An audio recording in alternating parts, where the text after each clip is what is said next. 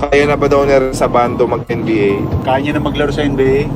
Hindi ako plastic. Ate. Kasi sa NBA kailangan malakas. What's up sa inyo mga kapenyo? At today meron na naman tayo napakainit na balita. Ngayong araw mga kapenyo, kakasagap lang ng balita na to mula dito kay Rendon Labrador. At dito mga kapenyo, muli na naman niyang binanatan. Ito si Idol Mark Pingris, na kung saan mga kapenyo, nananahimik na ng ilang taon. Ito si Mark Pingris. At hindi na nga pinapansin etong si Rendon Labrador. Pero dito mga kapenyo, muling binanatan ni Rendon Labrador etong si Idol Mark Pingris. Dahil nga sa pagkasabi dito ni Idol Mark Pingris kay Renz Abando na hindi pa nga daw to pwede dito sa NBA. Dahil masyado pang maliit ang katawan at payat mga kapenyo, na kung saan kailangan daw neto ni Renz Abando na medyo palakihin niya yung kanyang katawan. Dahil sa NBA talagang hindi daw talaga biro doon. Pero syempre kilala naman natin si Idol Mark Pingris na nagbibigay lang to ng payo para dito sa mga players natin. Pero dito mga kapenyo, iba naman ang binanat neto ni Rendon Labrador. At tara mga kapenyo, panoorin muna natin yung sinabi nga neto ni Idol Mark Pingris dito kay Renz Abando. Kaya na ba daw na rin sa bando mag-NBA? Kaya niya na maglaro sa NBA.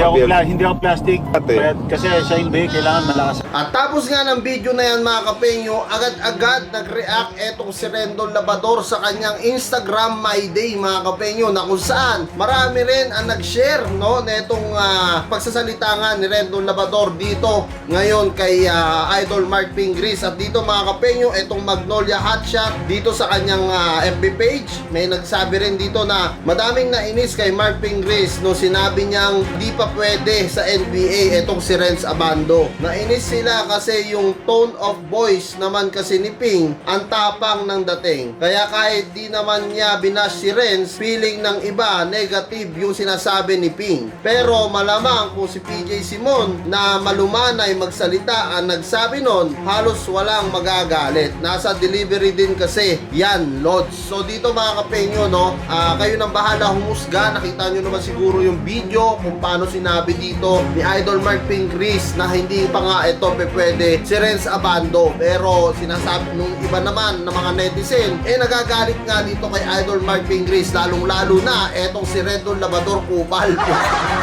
Nabuhay ka na namang hayop ka. Akala ko talagang nasa baul ka na lang. At dito mga kapenyo, eto na nga sinabi ni Rendon Labrador, nakakainis talaga yan. Sino ba naman matutuwang Pilipino sa pinagsasabi niya? Dapat palakasin mo yung loob, hindi yung papatayin mo agad ang pangarap ng bata. Palibasa walang umubra sa NBA kahit isa sa inyo, kaya kayo ganyan. Nakaka-bad trip. Yan yung sinabi ni Rendon Labrador. At dito mga kapenyo, nagsalita pa ulit siya. Sinabi niya na hindi na nga nyo binigyan ng sapat na playing time si Renz Abando, tapos kung ano-ano pang feedback ang pinagsasabi nyo dyan. Inggit lang kayo kasi may chance siya maglaro sa NBA. Kayo mga laos na! Oh shit!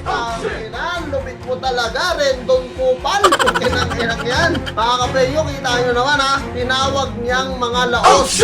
Etong sila Idol Mark Pingris dito. At dito sinabi pa ni Rendon, tulungan nyo yung bata umangat at huwag nyong hilaing pababa.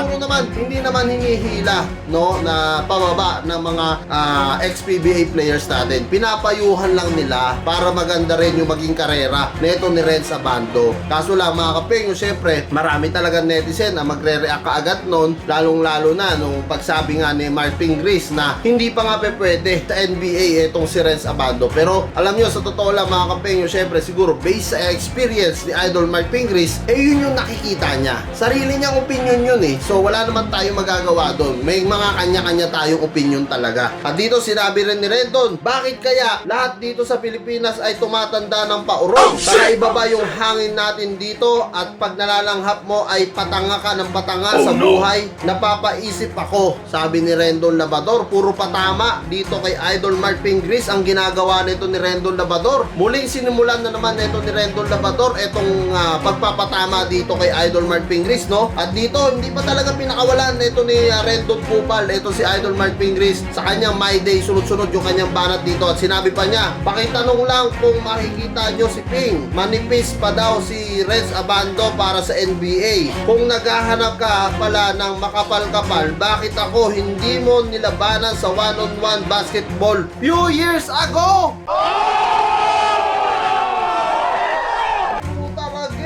Pananatan na naman dito si Idol Marvin Chris at sigurado ako mga kapenyo na hindi papayag si Idol Marvin Chris dito. Magsasalita at magsasalita to. Lalong-lalo na dito sa sinasabi ni Rendon Labador na one-on-one. Alam mo, Rendon Tanga Labador.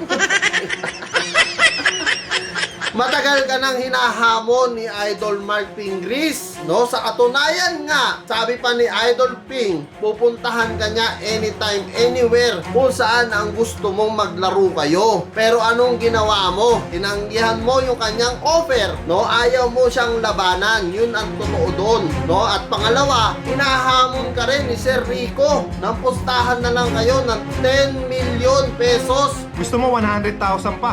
Maliit po yun. Hindi po namin papansin yung 100,000 lahat. Kaya po namin mag-provide ng 10M. Winner takes all. Or charity work na nga lang dahil nga hindi naman nakikipagpustahan pala ang PBA Moto Club. Kaya sinasabi nila dito, kung gusto mo charity work, 10 million pesos. Pero anong ginawa nyo, Rendog Labador? Merong isang linya dyan. Wala magkembola doon. Inayawan nyo yung offer ni Sir Rico sa inyo. Tapos ngayon sasabihin mo dito sa iyong My Day, si Idol Mark Pingris ang umayaw sa'yo sa one-on-one. Nakakahiya naman sa iyong kupal ka. Sobrang kupal nito mga kapenyo, no? At alam naman natin lahat, no, na si Idol Mark Pingris hinahamon itong kupaloid na to, pero siya lang talaga yung tumatanggi at siya pa ang choosy, Isipin mo, Mark Pingris na yung gustong labanan ka pero inayawan mo. So, huwag kayo maniniwala dyan kay Rendog Labador mga kapenyo. Walang kwenta yan, kaya nawawala yung Facebook niyan dahil sa katarantaduhan na ginagawa niya. So kung kayo tatanungin ko mga kapenyo, ano nga masasabi nyo dito sa panibagong banat nito ni Rendon Labador dito kay Idol Mark Pingris? Sa palagay nyo ba patulan pa ni Idol Mark Pingris to? Ang tabayanan nyo yan dito sa aking Facebook page mga kapenyo at aking YouTube channel. Maraming salamat.